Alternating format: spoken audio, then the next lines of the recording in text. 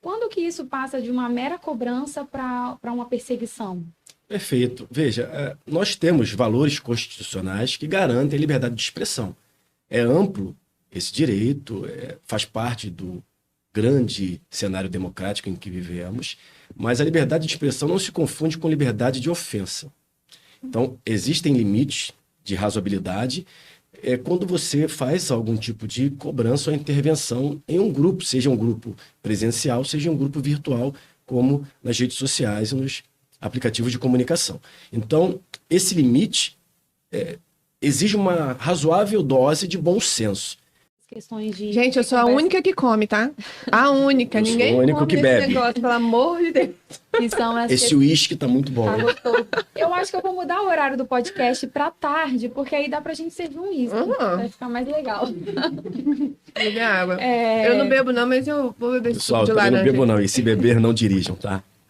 Ó, difícil. Se Difícil bater de ter, lá no doutor, o se difícil bater de lá no ser doutor convidado Fábio, ó. delegado é isso, tá vendo? Se bater lá no doutor Fábio, vocês estão ferrados. É importante a gente falar sobre isso, porque o cyberstalking também é uma ameaça e as pessoas não denunciam.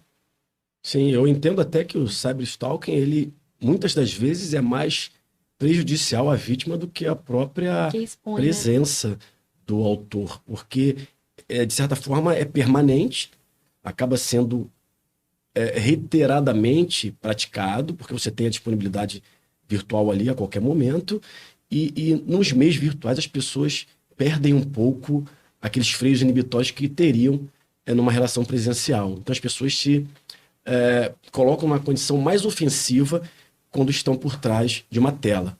Vivemos tempos estranhos, tempos em que as pessoas não respeitam as outras, tempos de negacionismo, tempos de ignorância. Sim. A gente acaba sendo produto de uma sociedade absolutamente intolerante e que naturalizou a solução do conflito pela violência, seja simbólica, seja verbal e seja física.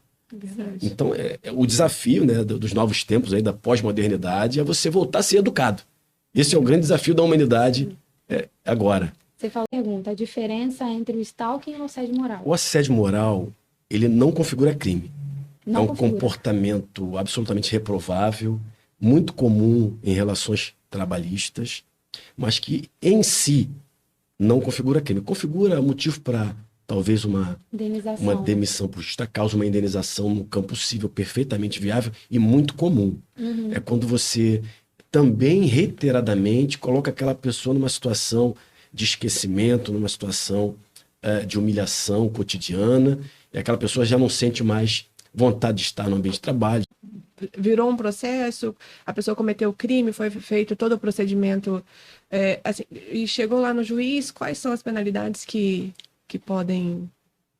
O crime de perseguição, ele tem uma pena relativamente baixa, constitui um crime de menor potencial ofensivo, em geral se resolve na conciliação, mas caso haja uma condenação, não é uma condenação à pena de prisão, é uma condenação geralmente a penas alternativas, porque a pena do crime ela é baixa, de 2 anos, né, podendo ter um aumento de metade, caso, por exemplo, o stalking se refira diretamente a uma mulher, por ela ser mulher, pela condição de mulher. Crianças e idosos também? Crianças e idosos também constituem um aumento de pena. O emprego de armas, enfim, uma série de questões que podem essa questão do agravante ser em decorrência do fato da pessoa ser mulher, é importante que a gente deixe claro também. Porque a gente tem uma quantidade hoje, eu acho que na maioria dos condomínios nós temos síndicas. Sim, e aí o fato da pessoa estar sofrendo uma perseguição pelo fato de ser síndica, pelo cargo, é uma coisa. Pelo fato de ser mulher, que gera o agravamento. E não basta ser síndica mulher e estar sofrendo essa perseguição para ter esse aumento na pena. Isso. Estatisticamente, né, a mulher ela sofre mais esse tipo de agressão, né, do que o homem, né? Em todos os campos, né? Basta olhar, por exemplo, as representantes femininas das nossas casas legislativas, a todo momento são hostilizadas pela própria condição de mulher. Mulher não é fácil não, né? Ser mulher. Os espaços de poder são masculinos, gente, pelo amor de brancos Deus. Tem que se e impor da duas elite. vezes mais. Pelo três amor vezes de mais. Deus. Essa mesa aqui, inclusive, é uma exceção, porque é uma mesa Sim, não. amplamente feminina. Eu Mas, até assim, parabenizo. mulheres síndicas é a maioria no mercado. É a maioria. É, maioria. Mas aqui, Somos um sério, grande nós povo. somos. O tempo todo a gente tem que. Parece que tem que estar ali se impor, igual você falou, né? Se impor 2 vezes mais, tem que estar. A impressão que tem é que você tem que estar provando ali que você Explicando é bom. óbvio, né? É a sensação que eu tenho quando eu solto alguém na delegacia. Eu solto porque eu tenho que soltar, porque a lei diz que eu tenho que soltar. Mas as pessoas querem questionar por que eu que estou soltou? soltando, né? Você acha que já tem uma preparação da polícia para receber esse tipo de pessoa, assim, com um pouco mais de sensibilidade? Sim, veja, eu sou professor, inclusive, da Academia de Polícia. Trabalho justamente ética e direitos humanos com os novos policiais e sempre falamos sobre isso. Um atendimento humanizado, evitar a revitimação. A pessoa já chega na delegacia numa situação de vulnerabilidade. A gente precisa ter um acolhimento devido àquela pessoa, compreender aquelas circunstâncias. O que pode não parecer tão grave para você, para aquela pessoa é muito grave. Exatamente. Então, infelizmente, acontece o atendimento ruim na delegacia e em qualquer outro lugar em que haja serviço público. Mas a nossa orientação é sempre buscar priorizar o atendimento à vítima que precisa realmente dessa acolhida nesse momento difícil. Mas Ações reiteradas. Qual a quantidade de ofensas, atos de perseguição tem que ocorrer para configurar crime? a lei não Subjetivo. traz, é muito subjetivo. A lei não traz um número específico de reiterações, de atos que possam perturbar psiquicamente aquela pessoa, ou mesmo fisicamente.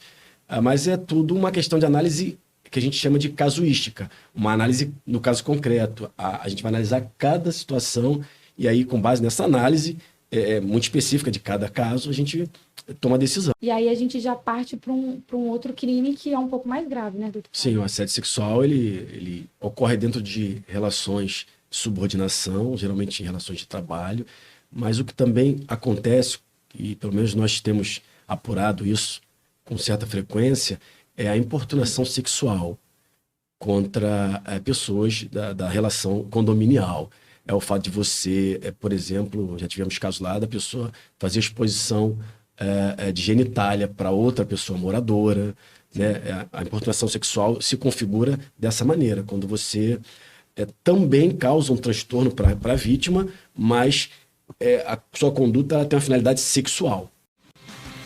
Quer falar, Fabiana? Eu? Fala, que eu falo. Eu só agradecer pelo convite, foi um ótimo papo, Eu adorei. agradeço. Até a próxima.